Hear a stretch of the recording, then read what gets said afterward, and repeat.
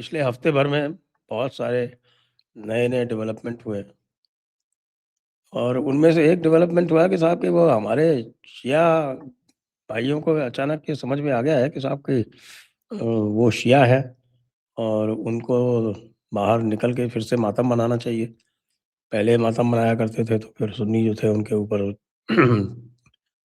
अ, लाठी डंडा पत्थर लेके चले जाते थे। शिया सुन्नी दंगा होता था हर साल लखनऊ में। वैसे तो मुझे लगता है कि वो शिया सुन्नी दंगा ख़त्म किया, उसका कोई विशेष लाभ नहीं हुआ क्योंकि 25 साल के बाद में फिर उसी तरह की बातें जो हैं वो भाई लोग करते घूम रहे हैं। आपको क्या कहना है? शिया सुन्नी दंगा कल्याण सिंह ने खत्म किया था और करीब 27 साल बाद ताजिया निकला था लखनऊ में।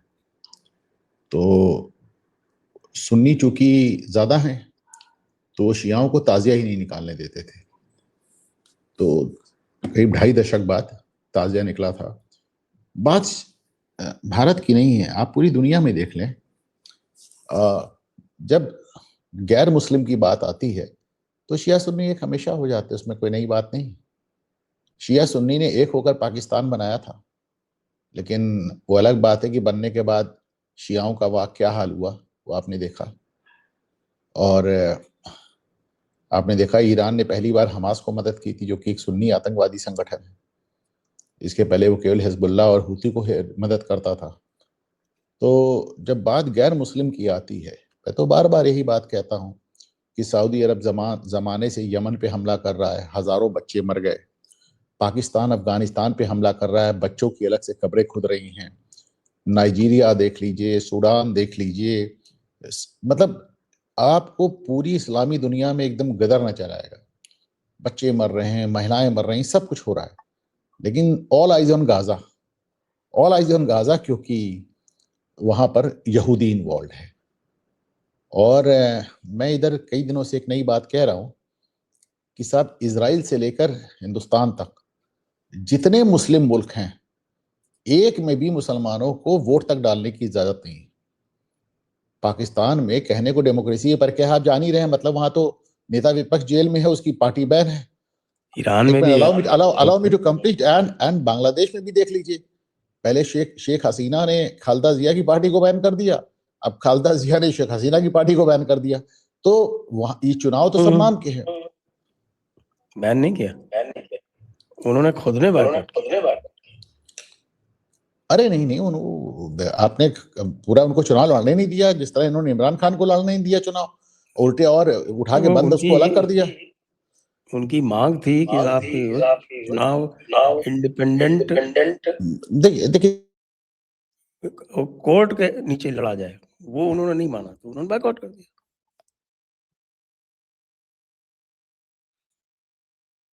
अब म्यूट हो गए। वो मैंने किया, आपकी टीम ने किया। तो इजराइल से लेकर बांग्लादेश तक एक भी मुस्लिम मुल्क में ना विरोध करने की इजाजत है, ना प्रदर्शन करने की इजाजत है, ना सरकार के खिलाफ एक लफ्ज कहने की इजाजत है, ना वोट डालने की इजाजत है, ना सरकार पलटने की इजाजत है।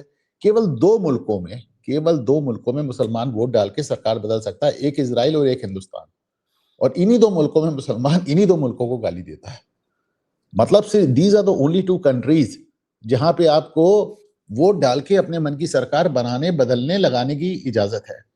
भारत एक देश है जहां पे आप प्रदर्शन ही नहीं कर सकते हैं, भारत को टुकड़े टुकड़े करने का प्रदर्शन कर सकते हैं, भारत को टुकड़े टुकड़े करने की स्ट्रैटेजी ओपनली डिस्कस कर सकते हैं। लेकिन भारत में आप कह रहे हैं हमारा दम घुट रहा है। चीन, आज तक मैंने दुनिया के किसी भी मुल्क में चीनी एम्बेसी के सामने प्रदर्शन नहीं देखा। आज की तारीख में जो सब, मतलब जब रशिया ने ग्रोजनी में, चेचनिया में मुस्लिम्स को मारा, किसी ने विरोध किया? चीन ने, आप देखिए जिनजियांग में क्या कर रखा है, 10 लाख मुसलमानों को कैद रखा है, दाढ़ी रखने पे, टोपी पहनने पे, कुरान को बैन कर दिया, नमाज को बैन कर दिया, मस्जिदें गिरा के टॉयलेट बना दिया। पर आज तक आपने किसी चीन से क्या करेंगे, छुआने दीजिए, चीनी दूतावास के आगे आपने प्रदर्शन देखा? किसी की हिम्मत है कि वहां जाके प्रदर्शन करे? तो ले देकर एक मुल्क है जहां पर आपको पूरे हुकूक हासिल है, बदतमीजी करने का, सब कुछ करने का एकदम लाइसेंस मिला हुआ है। वो चीजें मिली है जो इजराइल में भी नहीं मिली है। आपको अपना पर्सनल लॉ मिला हुआ है, आपको अपने हिसाब से, मतलब उसमें भी आप काट छाट करते हैं कि भाई जो सिविल लॉ है वो हमारा शरीयत का होगा, जो क्रिमिनल लॉ होगा वो हम शरीयत का नहीं लेंगे, उसमें हाथ काट देते हैं, पत्थर मार के सजा देते हैं, वो हम सेकुलर लेंगे। चलिए वो भी चलता है। आपके इंस्टीट्यूशंस माइनॉरिटी कह के पल रहे हैं हमारे टैक्स के पैसे से। आपको हमारी शोभा यात्राओं पे पत्थरबाजी करने का हक है। इस देश के लोग ऐसा कानून बनाते हैं कि आपने जो मंदिर कब्जा कर लिया वो मंदिर आप ही के पास रहेगा। इस देश के लोग ऐसा कानून बनाते हैं कि आपकी जो वक्फ होगी, जिस पे उंगली रख देगी वो जगह आपकी हो जाएगी। तो इतना पैम्परिंग के बाद भी आपको रोना अभी भारत में ही है। तो ये तो बड़ी अजीब सी बात है सर। मतलब आप पूरा मिडिल ईस्ट देख लीजिए, मुसलमान मुसलमान को जिबा कर रहा है। एक भी जगह आपको एक और तो और यूएई में दो एक लोगों ने पोस्ट कर दिया कि साहब हमारे यहाँ बम गिरा, 2 घंटे में पोस्ट हटाना पड़ा और पता नहीं पोस्ट करने वाला कहां गया। तो आपको जबान तक खोलने की इजाजत नहीं है, लेकिन जहां पे इजाजत है, सारे हुकूक है, सारे हक है, सारे इख्तियार है, वहां पे आप गालियां दे रहे हैं। तो हेलो हेलो जी।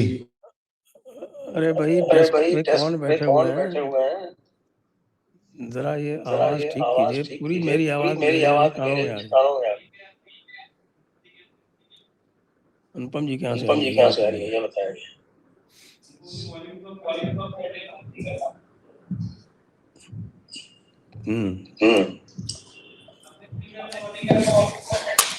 आपके स्पीकर का वॉल्यूम कम कर लें।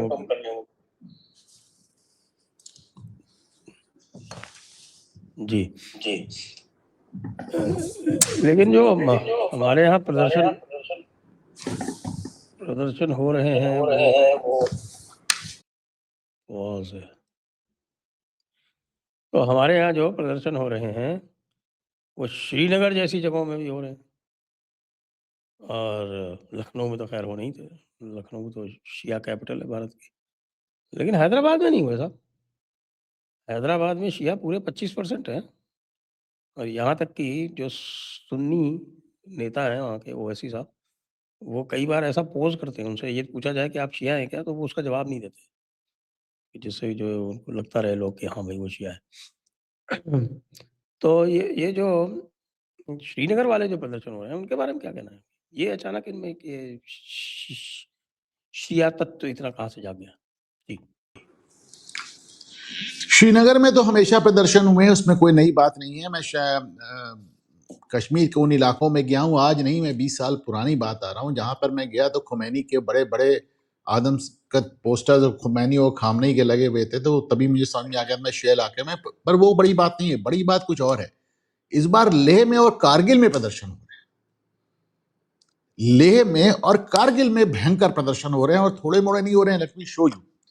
ये बात अपने आप में कितनी खतरनाक है। मुझे तो लगता है जैसे आज किसी ने कहा कि साहब इतनी तो लेह की पॉपुलेशन भी नहीं है जितने लोग वहां इकट्ठा हुए हैं, और ऐसे लगता है कि पूरे लेह में तो मुसलमान है नहीं ज्यादा। अरे कह तो रहा हूं कि पूरे, मुझे just just just watch this.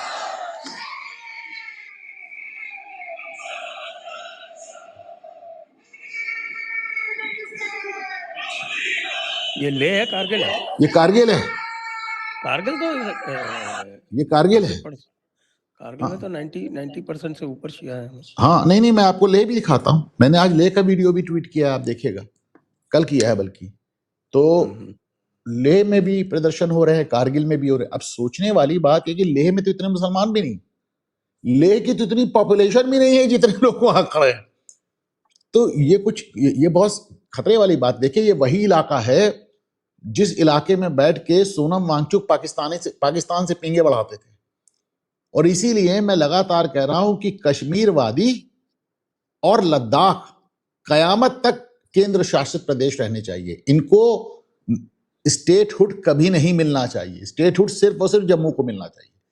बाकी कश्मीरवादी को आप हमेशा हमेशा, आप खुद सोच कर देखें, मुस्लिम बाहुल्य इलाके, मुस्लिम बाहुल्य प्रदेश, पड़ोस में पाकिस्तान, इधर लद्दाख के बगल में तो पाकिस्तान और चीन दोनों, और आप उनको कैसे पूरा फुल स्टेटहुड दे सकते हैं?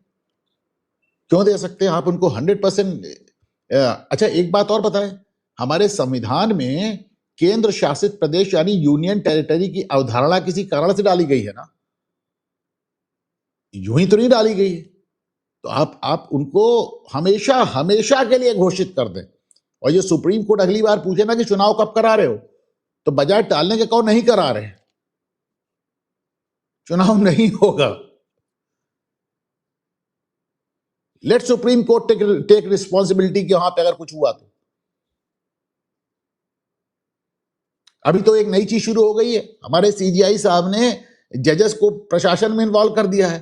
तो कहते थे माय लॉर्ड ऐसा करते हैं सुप्रीम कोर्ट के एक सिटिंग जज को वहां लेफ्टिनेंट गवर्नर बना देते हैं या गवर्नर बना देते हैं। चलिए आप चलाइए प्रशासन। चला रहे हैं ना कलकत्ते यहां में, पे बैठ के बंगाल में। ज्ञान देना और वहां बैठ के प्रशासन चलाना, टू डिफरेंट थिंग्स। पूरा का पूरा एसआईआर तो जुडिशरी कर रही है ना। अच्छा, एसआईआर जुडिशरी कर रही, वो बड़ी बात नहीं है। बड़ी बात यह है कि नंदीग्राम से हार कर ममता बनर्जी भवानीपुर गई, 56,000 वोट से जीती। 56,000 वोट में चुनाव आयोग ने 44,000 वोट काट दिए। उसके बाद सुप्रीम कोर्ट ने वहां जुडिशियल अफसर बैठाए। तो ममता बनर्जी ने कहा माय लॉर्ड देखें, इन्होंने हमारे 44,000 वोट काट दिए, उन्होंने 46 काट दिए, 2,000 और काट दिए, और 14,000 की सुनवाई कर रहे हैं। तो कुल मिलाकर 56,000 से जीती और 60,000 वोट बस्ते में चले जा रहे हैं। तो अब ममता बनर्जी कल से धरने बैठ रही।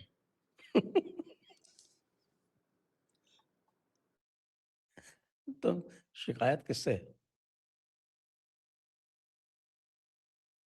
अब वो शिकायत क्या, वो खुलेआम कह रही कि चुनाव आयोग और भाजपा मिलकर ये सब कर रहे हैं।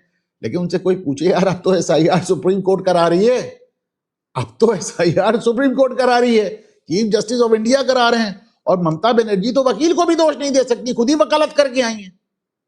वो तो ये भी नहीं कह सकती हमारा वकील गड़बड़ था, वो तो खुद ही काला दुपट्टा ओढ़ के खड़ी हो गई थी।